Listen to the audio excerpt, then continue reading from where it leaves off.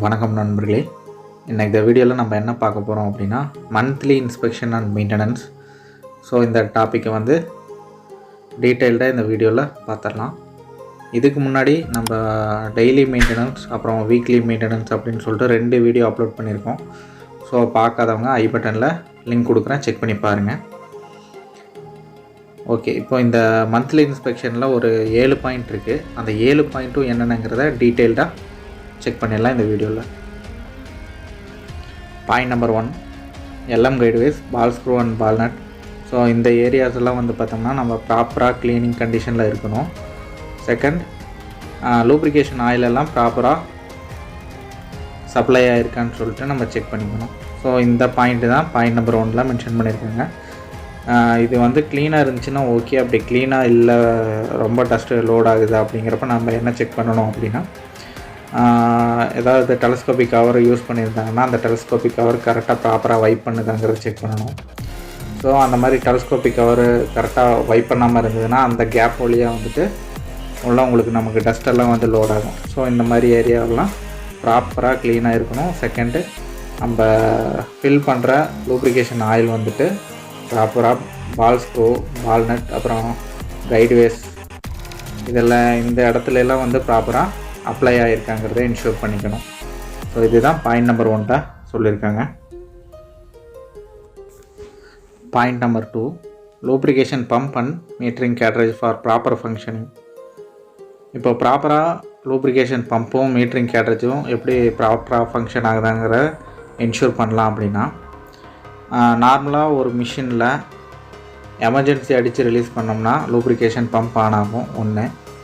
அப்படி இல்லை அப்படின்னா செப்பரேட்டாக ஒரு பட்டன் கொடுத்துருப்பாங்க, புஷ் பட்டன். ஸோ அதை நம்ம ப்ரெஸ் பண்ணும்போது மேனுவலாக லூப்ரிகேஷன் பம்பை வந்து ஆன் பண்ணிக்கலாம். ஸோ இந்த 2 கான்செப்ட் மூலமாக நம்ம ப்ரெஸ் பண்ணும்போது லூப்ரிகேஷன் பம்ப் ஆன் ஆகும். அப்படி ஆன் ஆகிற பம்ப் வந்து 0 to 15 பார் ப்ரெஷர் வந்துட்டு பில்டப் பண்ணுச்சுன்னா கரெக்டாக வந்து பம்பும் ஃபங்க்ஷன் ஆகுது, சர்க்யூட்லேயும் எந்த பஞ்சரும் இல்லை அப்படிங்கிறத இன்ஷூர் பண்ணிக்கலாம். இன்கேஸ் 15 பாரை விட கம்மியாக பில்டப் ஆகுது அப்படின்னா ஒன்று பம்பில் ஏதாவது ப்ராப்ளம் இருக்கலாம், இல்லை லூப்ரிகேஷன் ஃபில்டரில் வந்துட்டு ஏதாவது டஸ்ட் லோட் ஆகிருக்கலாம், இல்லை சர்க்யூட்டில் ஏதாவது பஞ்சர் ஆகிருக்கலாம். ஸோ இப்படி நம்ம ஸ்டெப் பை ஸ்டெப்பாக செக் பண்ணிக்கலாம். அடுத்தது, கேட்ரேஜ் ஃபெயிலியர் ஆகிருந்தது அப்படின்னா என்ன நடக்கும் அப்படின்னா, உங்களுக்கு நார்மலாக 24/7 வந்து மிஷின் ரன்னிங்கில் இருக்கும்போது நார்மலாக ஒரு 5 to 6 days வந்துட்டு லூப்ரிகேஷன் வந்துட்டு லோ லெவல் இண்டிகேட்டருக்கு வரும். இப்போ லூப்ரிகேஷன் கேட்ரேஜ் வந்து ஃபெயிலியர் ஆகிடுச்சு அப்படின்னா உங்களுக்கு நார்மலாகவே ஆயில் வந்து நிறையா கன்சியூம் பண்ணும்.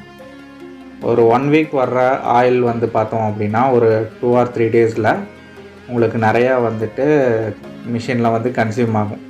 ஸோ அப்போ நம்ம ஃபைண்ட் அவுட் பண்ணிக்கலாம். ஒன்று கேட்ரேஜ் ஃபெயிலியர் ஆகிருக்கலாம், இல்லை சர்க்யூட்டில் ஏதாவது ஹோசஸ் ஏதாவது பஞ்சர் ஆகிருக்கலாம்.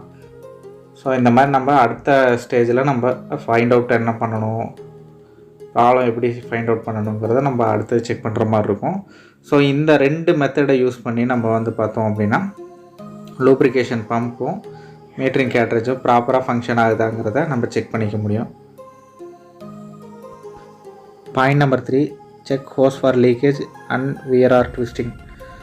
இப்போ இந்த ஹோஸ்ன்னு சொல்லிட்டு அவங்க எதை மென்ஷன் பண்ணியிருக்காங்க அப்படின்னா, lubrication hose, pneumatic hose, so hydraulic hose. So இதெல்லாம் வந்து பார்த்தோம்னா ப்ராப்பராக ரூட்டிங்கில் இருக்கா, இல்லை வேறு ஏதாவது ட்விஸ்ட்டாக இருக்கா, இல்லை வேறு ஏதாவது அதர் மெட்டீரியலோட வந்து வியர் ஆகிருக்கா, ஸோ வேறு ஏதாவது டேமேஜ் இருக்கா, ஃபிசிக்கல் டேமேஜஸ் இருக்கா அப்படிங்கிறத நம்ம விஷுவல் இன்ஸ்பெக்ஷன் பண்ணுறது மூலமாக நம்ம இந்த ஹோசஸ் எல்லாம் கரெக்டாக இருக்காங்கிறத இன்ஸ்பெக்ட் பண்ணணுங்கிறது பாயிண்ட் நம்பர் 3ல் மென்ஷன் பண்ணியிருக்காங்க.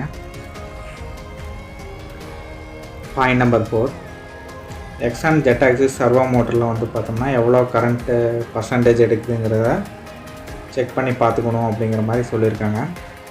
இப்போ நார்மலாக எக்ஸ் அண்ட் ஜெட் ஆக்சிஸ் சர்வோவில் எவ்வளோ லோடு எடுக்கலாம் அப்படின்னா, ஒரு சில மிஷினில் ஃப்ளாட் பெட் இருக்கும் எக்ஸ் ஆக்சிஸ்.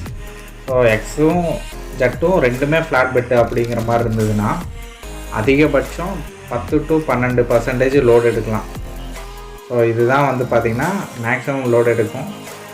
ஸோ அந்த 12%ங்கிறது நார்மலான ஒரு கரண்ட் பர்சன்டேஜ். ஸோ இந்த கண்டிஷனில் சர்வோ மோட்டருக்கு எதுவும் லோடாக இருக்காது. பால் ஸ்க்ரூ, பால் நட்டு, கைட்வேஸ், ஸோ இதெல்லாம் ப்ராப்பராக ஃபங்க்ஷன் ஆகுதுங்கிறத இதை வச்சு நம்ம இன்ஷூர் பண்ணிக்கலாம். இதே வந்துட்டு இன்க்ளைண்டாக ஒரு பெட் இருக்குது அப்படின்னா, ஒரு சில பிராண்டட் மிஷினில் வந்து பார்த்தோம் அப்படின்னா 30 டிகிரிலேருந்து 45 டிகிரி வரைக்கும் எக்ஸ் ஆக்சிஸில் ஒரு ஆங்கிள் கொடுத்துருப்பாங்க.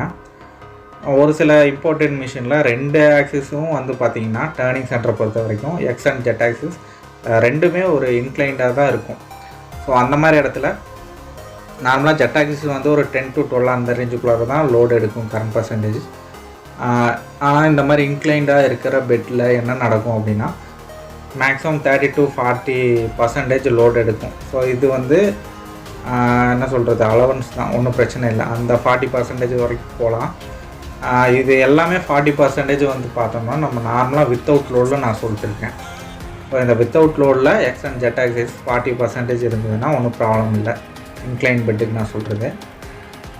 ஸோ இந்த மாதிரி நம்ம கரண்ட் லோடு எவ்வளோ இருக்குதுங்கிறத வச்சு நம்ம மெக்கானிக்கலாக ஏதாவது லோட் ஆகுதா அப்படிங்கிறத நம்ம செக் பண்ணிக்கலாம். ஸோ அதுதான் பாயிண்ட் நம்பர் 4ல் சொல்லியிருக்காங்க. அடுத்தது ஸ்பிண்டில் மோட்டரும் அதே மாதிரி தான், நம்ம ஆர்பிஎம் கொடுத்து எவ்வளோ லோட் பர்சன்டேஜ் எடுக்குது அப்படிங்கிற மாதிரி செக் பண்ணிக்கணும். ஸோ டேர்னிங் சென்டர்னால் நார்மலாக எக்ஸைஸ் ஜெட் சர்வோக்கு ஆக்சிஸ் மூவ் பண்ணி செக் பண்ணிக்கணும். ஸ்பிண்டில் வந்து ஆர்பிஎம் கொடுத்து லோடு எவ்வளோ எடுக்குதுங்கிறத செக் பண்ணிக்கணும்.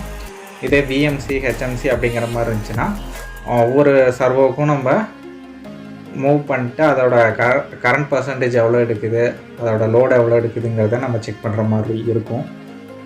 அடுத்தது நார்மலாக எக்ஸு, ஜெட்டு, ஸ்பிண்டில் இந்த அலைன்மெண்ட் எல்லாம் கரெக்டாக ப்ராப்பராக இருக்கா அப்படிங்கிறத நம்ம இன்ஸ்பெக்ட் பண்ணணும் அப்படிங்கிற மாதிரி சொல்லியிருக்காங்க பாயிண்ட் நம்பர் 4ல். Point number 5 clean turret cooler nozzle. So அந்த கூலண்ட் நாசில்லாம் வந்துட்டு ப்ராப்பராக க்ளீன் பண்ணி வச்சுக்கணும் அப்படிங்கிறத பாயிண்ட் நம்பர் 5ல் சொல்லியிருக்காங்க.